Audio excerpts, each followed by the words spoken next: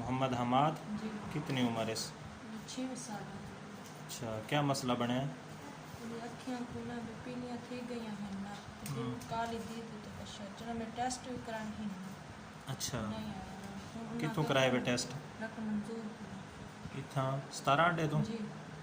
अच्छा, ते उत्थां जेड़ा गिन गया सरगाणियां उत्थां कहीं भेजा? उत्थां इन्ना आप इन्ना मेरे साहब ना कुछ यकीन है उत्थां वेंदे। अच्छा, तुसां कित्थों दे हो?